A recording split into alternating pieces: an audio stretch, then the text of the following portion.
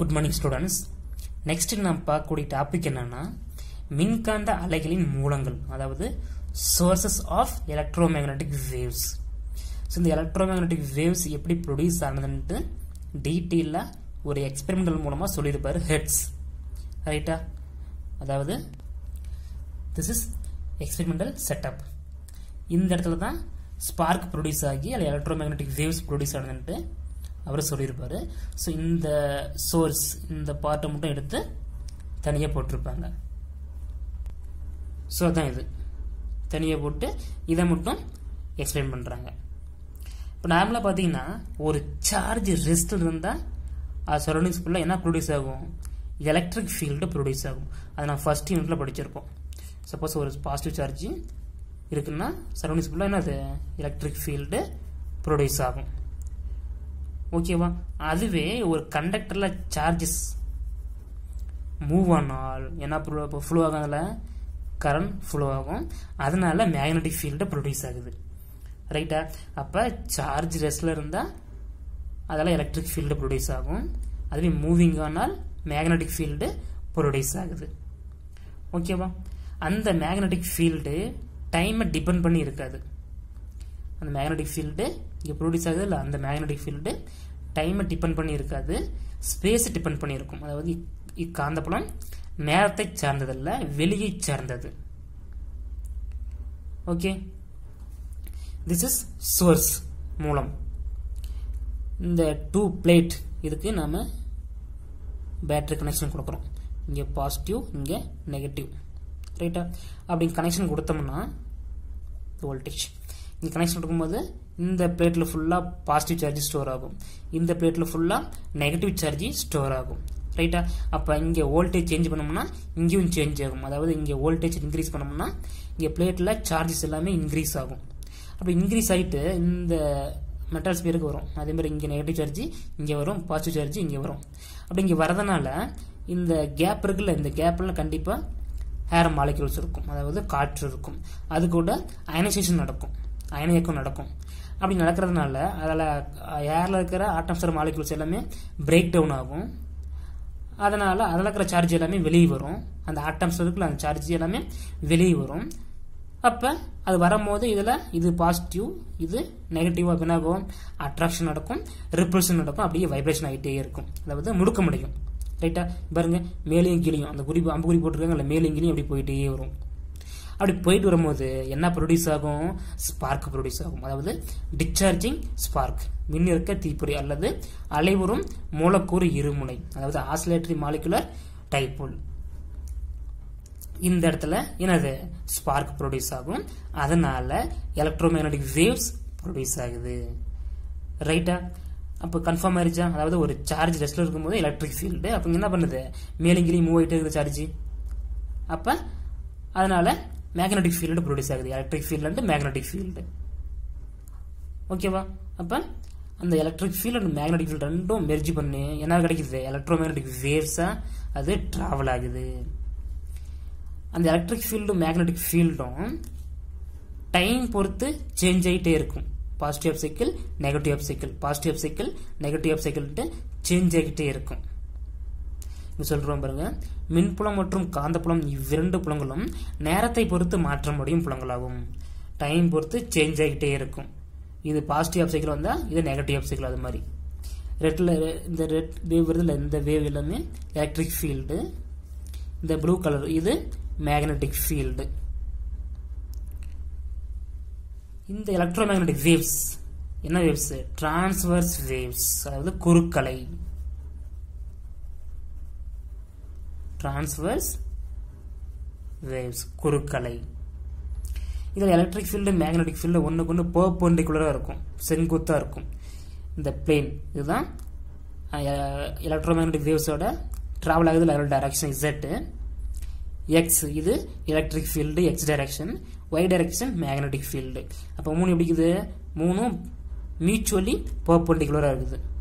இந்த blue colour காந்தப்புல vector, அதாவது magnetic field vector. Red colour electric field vector. அப்போ எந்த ஒரு ஆசிலேஷன் மோஷனும் ஒரு டிஸ்டர்பன்ஸ்னால தான் நடக்குது. எந்த ஒரு அலைவு இயக்கமும் முடுக்கப்பட்ட இயக்கமாகும். அதாவது அந்த டிஸ்டர்பன்ஸ் இங்க முடுக்கமடையும், ஆக்சலேஷன் நடக்கும், அதனால அது வேவ்ஸா போகுது. ரைட்டா? அப்ப இங்க z டைரக்ஷன் வேக்யூம்ல அந்த எலக்ட்ரோமேக்னெட்டிக் வேவ்ஸ் ஃப்ளோ ஆயிட்டு இருக்குல்ல, ஸ்பீடு போயிட்டு இருக்குல்ல, அதோட டைரக்ஷன் இது, அதாவது திசை. x direction electric field, y direction magnetic field. அதுக்கு நான் மேத்தமெட்டிக்கல் போட்டோம்னா ஃபார்மேஷன் நம்ம இதை 11th லெசன்ல படிச்சிருப்போம், வேவ்ஸ். ரைட்டா?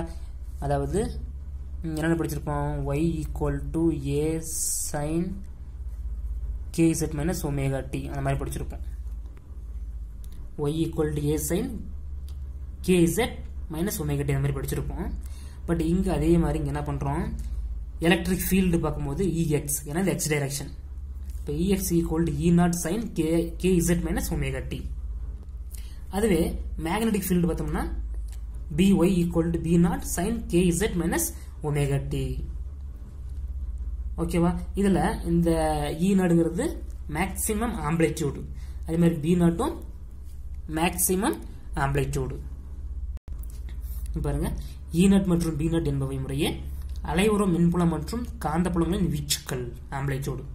இதுல k வேவ் நம்பர், அதாவது அலை எண். ஒமேகா ஆங்குலர் ஃப்ரீக்வன்சி, அந்த வேவோட ஆங்குலர் ஃப்ரீக்வன்சி, அலையின் கோண அதிர்வெண்.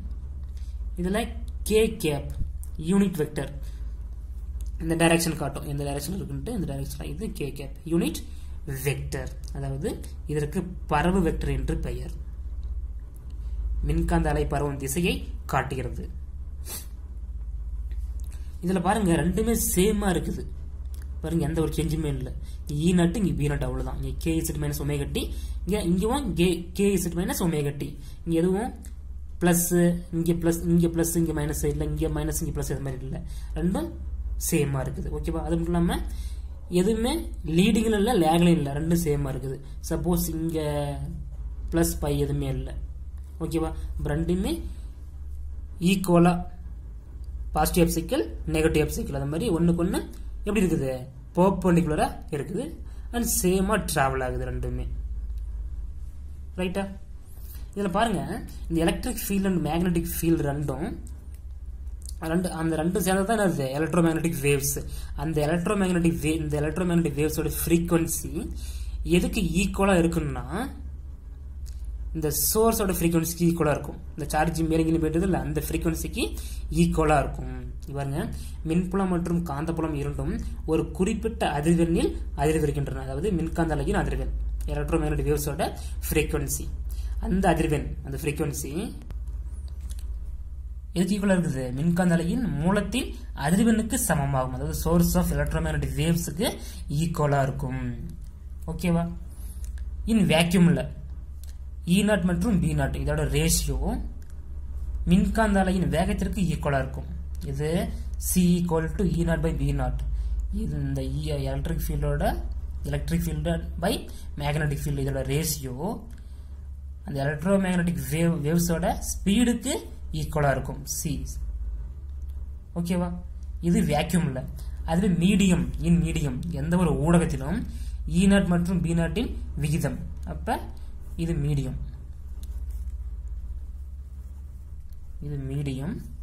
இது இன் வேக்யூம்.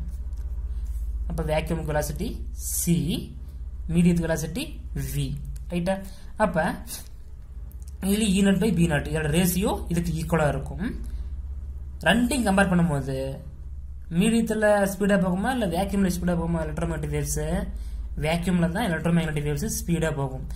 பாருங்க, லெஸ் தென் C, C விட இது கம்மியா தான் இருக்குது. இது மீடியத்துல அந்த எலக்ட்ரோமேக்னெட்டிக் வேவோட ஸ்பீடு. ரைட்டா? இப்ப V இல்லனா C greater than V. ஓகேவா? அது மட்டும் இல்லாம அந்த எலக்ட்ரோமேக்னெட்டிக் வேவோட எனர்ஜி, மேலும் மின்காந்த அலையின் ஆற்றல் எதுல இருந்து அதுக்கு எனர்ஜி கிடைக்குது? சோர்ஸ்ல இருந்து தான். அலைவுறும் மின் துகள்களின் இயக்க ஆற்றலில் இருந்து கிடைக்கிறது. அந்த சார்ஜ் எல்லாமே ஆசிலேஷன் நடக்குது இல்ல, அந்த ஆசிலேஷன் இருந்து தான் எனர்ஜி இந்த எலக்ட்ரோமேக்னெட்டிக் வேவ்ஸுக்கு கிடைக்குது. ஓகேவா? இது ஒரு முக்கியமான கான்செப்ட். ஸோ வெரி சிம்பிள் தான். நீங்கள் அந்த ஹெர்ட்ஸ் எக்ஸ்பெரிமெண்ட் நல்லா பார்த்தீங்கன்னா இது உங்களுக்கு ஈஸியாக சிம்பிளாக புரியும். ஓகே, ஸோ பொறுமையாக பாருங்கள். Okay, thank you.